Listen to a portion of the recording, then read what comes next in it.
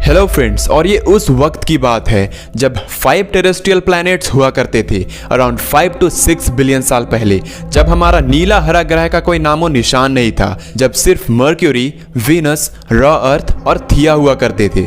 जी हाँ, थिया, मार्स से जो प्लैनेट 4 गुना बड़ा हुआ करता था, जो गलती से हमारे नवजात चांद जितने छोटे अर्थ से टकराया। अब फ्रेंड्स, हो सकता है कि आप इन चीजों से फेमिलियर ना हो, सो मैं आपको बता दूं कि रिसेंटली यानी कि इससे पहले जो मैंने वीडियो अपलोड की है ना, उसमें मैंने शुरू से लेकर 5 टेरेस्ट्रियल प्लैनेट्स के बनने तक के चीजों को अच्छे से एक्सप्लेन किया है, सो जाके जरूर देखना। And now let's jump back to the topic. टकराव इतना जबरदस्त था कि थिया के कुछ पार्ट और अर्थ वैसे तो फ्यूज होकर एक ही बड़ा सा प्लैनेट बन गए और उस कोलिजन के वक्त छोटा टुकड़ा बाहर उड़ गया। बट जानते हो वो छोटा टुकड़ा आज के दौर में क्या है? अगर आप चांद सोच रहे हो, then you guess it right, आज वो हमारा चांद है। और इस कोलिजन को आज सब जायंट इंपैक्ट हाइपोथेसिस या बिग स्प्लैश के नाम से जानते हैं। बिग स्प्लैश के बाद अब हमारा अर्थ 7.7 बिलियन लोगों के रहने जितना बड़ा हो गया था। पर as you know, uncle Ben ने कहा था, पीटर, बड़े साइज के साथ आती है बड़ी intense gravity. Jokes apart guys,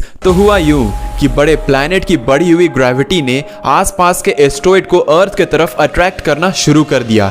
asteroid जैसे किसी बारिश के तरह पूरे पृथ्वी पर बरस रहे थे। उस वक्त पृथ्वी के पास तो कोई एटमॉस्फेयर ही नहीं था जो इन एस्ट्रॉइड से उसे बचाता, और इस कई हजार सालों तक चलने वाले एस्ट्रॉइड बम्बार्डमेंट ने पूरे पृथ्वी को जैसे कोई मोल्टन प्लैनेट बना दिया, right from top layer to the bottom. और क्यों? क्योंकि टकराव से हीट एनर्जी प्रोड्यूस होती और वो एनर्जी अर्थ को गर्म कर देती। अब जरा सोचो, कितने एस्ट्रॉइड पृथ्वी पर गिरे होंगे जिसने अर्थ को सॉलिड से लिक्विड मोल्टेन लावा के स्टेट में बदल दिया था। और फिर जो हुआ था वो था छांटने वाला पार्ट। मतलब अब जब पूरी पृथ्वी काइंड ऑफ लिक्विड स्टेट की हो चुकी थी, तो उसके वजह से जो हेवियर और डेंसर एलिमेंट्स थे वो सिंक हो गए और हल्के लेस डेंस मॉलिक्यूल्स ऊपर की तरफ आने लगे। और इसीलिए आज हमारे अर्थ का पूरा मैटर अलग अलग लेयर्स के फॉर्म में दिखता है। दिमाग की बत्ती जली, मतलब inner core, outer core, inner mental, outer mental और क्रस्ट। इस पूरे प्रोसेस के दौरान गैसेस जो कि बेसिकली सबसे कम डेंस थे,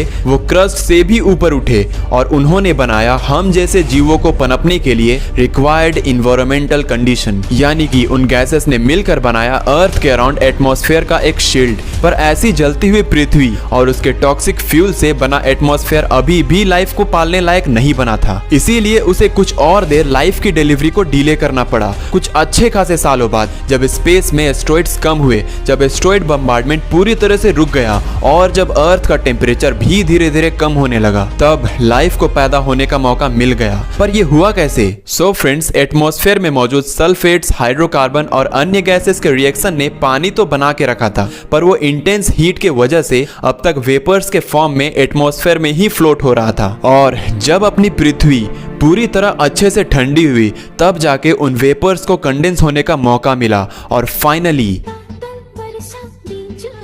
जिसने सबसे पहले फोटोसिंथेटिक बैक्टीरिया को जन्म दिया। ये बैक्टीरिया फोटोसिंथेसिस के मदद से सल्फर कंपाउंड्स और हाइड्रोकार्बन को डाइजेस्ट करके हवा में ऑक्सीजन रिलीज करने लगे। धीरे धीरे एटमॉस्फेयर में टॉक्सिक गैसेस कम हुई और ऑक्सीजन का स्तर बढ़ने लगा। बट बढ़े हुए ऑक्सीजन कंटेंट ने इवेंचुअली ओजोन यानी कि O3 के लेयर को बनाया। ये वैसे तो हमारी पृथ्वी के लिए एक अच्छी खबर थी, पर अब तक पल रहे फोटोसिंथेटिक ऑब्लिगेट एनारोब्स जो ऑक्सीजन भर रहे थे हमारे एटमॉस्फेयर में, उनके लिए अच्छी खबर नहीं थी। वो ऑक्सीजन वाले एटमॉस्फेयर में जिंदा नहीं रह सकते थे क्योंकि ऑक्सीजन उनके लिए एक तरह से पॉइजन था। इसीलिए ज्यादातर ऑर्गेनिज्म जो अब तक इस पृथ्वी को रहने लायक बना रहे थे वो चल बसे। पर इनमें से कुछ ऐसे भी थे जो इस बदलते हुए एटमॉस्फेयर के साथ इवॉल्व हुए, from prokaryotic unicellular organism like bacteria से आज के present eukaryotic multicellular creatures like plants and animal तक। और इन सब चीजों में फ्रेंड्स, मुझे एक चीज सबसे ज्यादा फनी लगी